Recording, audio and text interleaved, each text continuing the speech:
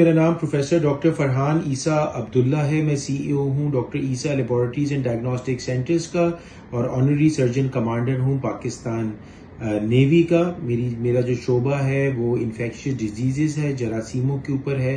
30 साल से ज़्यादा मैं इस फील्ड में काम कर रहा हूँ और मैं ये बताना चाहता हूँ कि अगर किसी को भी बचाव करना है किसी भी बीमारी से तो उसका एक ही रास्ता है, वो है वैक्सीनेशन।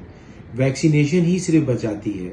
और आज हम बात कर रहे हैं ह्यूमन पेपिलोमा वायरस वैक्सीनेशन की, जिसका बहुत ही इम्पोर्टेंट रोल है। औरतों में जो सबसे ज़्यादा कैंसर होता है, तीसरे नंबर में पाकिस्तान में वो है सर्वाइकल कैंसर, बच्चेदानी की मुंह का कैंसर होता है वो।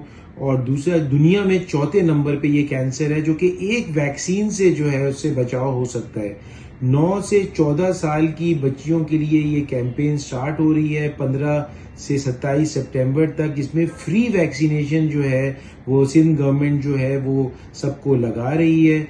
मैं रिक्वेस्ट करूंगा हाथ जोड़ के सबसे कि प्लीज़ वैक्सीनेशन लगाएं, अपनी बच्चियों को इस बीमारी से बचाएं और उसकी जो कैंसर और जो दूसरी तकालीफ हैं उससे बचाएं, जिसका बचाव सिर्फ वैक्सीनेशन है।